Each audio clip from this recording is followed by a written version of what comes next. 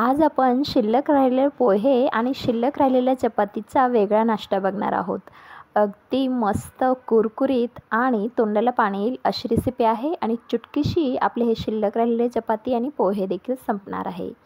तर सुरुवातीला मी पोहे घेतलेला आहे।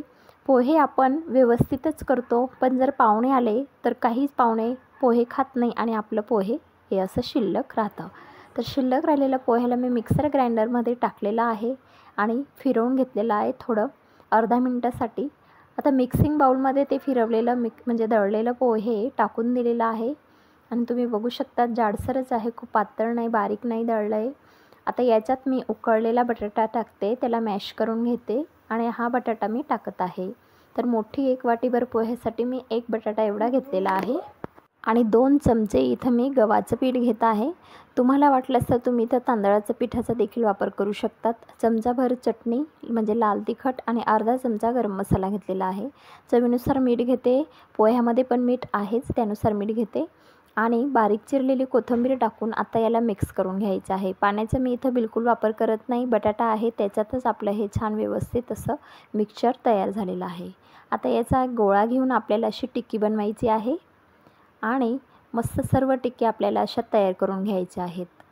आता याला तुम्ही डीप फ्राय करू शकतात किंवा शॅलो फ्राय देखील करू शकतात। तर मी डीप फ्राय करते, बिलकुल तेल पीत नाही आणि मस्त झटपटीत तयार होतात।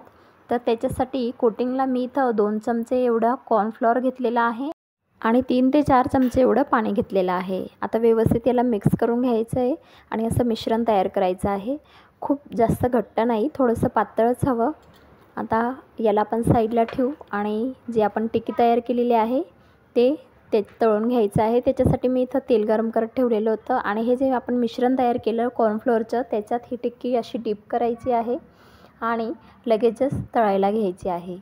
तर सर्व टिक्की आपण असंच करणार आहोत, डीप करून तळून घेणार आहोत आणि 2-2, 3-3 मिनिटांनी साईड चेंज करायची आहे आणि गॅसची फ्लेम इथं मीडियम ठेवायची आहे, लो नाही ठेवायची, नाहीतर जास्त तेलकट बनतील आणि जास्त हाय पण नाही ठेवायची। मीडियमवरच आपल्याला हे टिक्कींना मस्त फ्राय करून घ्यायचं आहे आणि अतिशय वरून मस्त कुरकुरीत आपल्या ह्या टिक्की तयार होतील।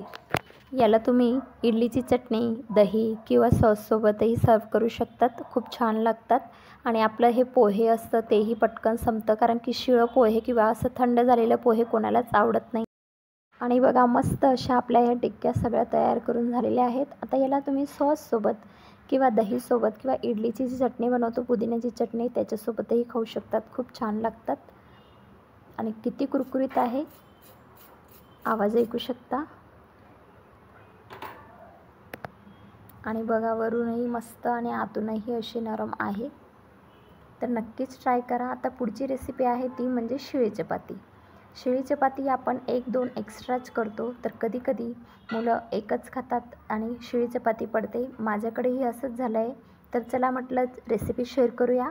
ठेचा करून घेतलेला हिरवी मिरचीचा, अद्रक, लसूण आणि मी कोथिंबीरच्या काळ्या टाकून ठेचा केलेला आहे। आता ह्या ठेच्याला मी चपातीला लावते, पसरवून घ्यायचा आहे, स्प्रेड करायचा आहे आणि व्यवस्थित पसरून झाल्यानंतर पॅनवर मी थोडंसं बटर घेतलेलं आहे, बटरच्या जागेवर तुम्ही तेल किंवा तूपही घेऊ शकतात आणि आता त्याला पसरवून घेते आणि ज्या साईडला ठेचा लावला आहे ती साईड आपल्याला पॅनवर टाकायची आहे। फक्त अर्धा मिनटासाठी आपल्याला ते शेकून घ्यायचं आहे, म्हणजे त्याचा कच्चापणा जाईल आणि अर्धा मिनटानंतर बाजू चेंज करायची आहे, साईड चेंज करायची आहे आणि ठेचा लावलेल्या जागेवरच आपल्याला पिझ्झा सॉस लावायचा आहे। तर मी अर्धा चमचा एवढं पिझ्झा सॉस घेतलेला आहे।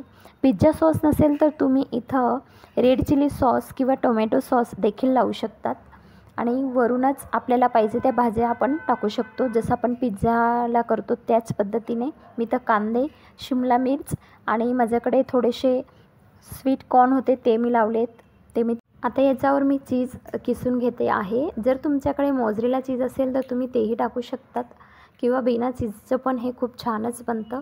चीज आहे म्हणून मी इथं किसून घेतलं आहे, अर्धा चीज एवढं मी किसलेलं आहे आणि थोडं अजून चटपटीत बनवण्यासाठी मी इथं ऑर्गेनो टाकते आणि मस्त हे चटपटीत होईल शिळी पोळीचा आणि फक्त 1 मिनटासाठी झाकण ठेवून आपल्याला ह्या भाज्या शिजवून घ्यायच्या आहे आणि चीजही मेल्ट होईल आपलं। 1 मिनटानंतर आता ह्या चपातीला वरून मी टाकते टोमॅटो केचप आणि एक साईडला वाळून घेते, म्हणजे अर्धी बाजू अशी टर्न करून घेत आहे. आता याच्यावर थोडंसं बटर लावून याला शेकून घ्यायचं आहे. मस्त क्रिस्पी होईल आणि कलरही छान येईल.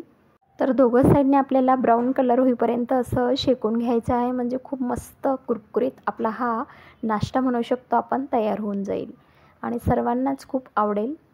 तर नक्कीच ट्राय करून बघा. आवडली रेसिपी तर लाईक करा, शेअर करा आणि सबस्क्राईब करा. चला तर मग भेटूया असेच नवीन आणि मस्त रेसिपीसहित. तोपर्यंत स्वस्थ राहा, मस्त राहा. धन्यवाद.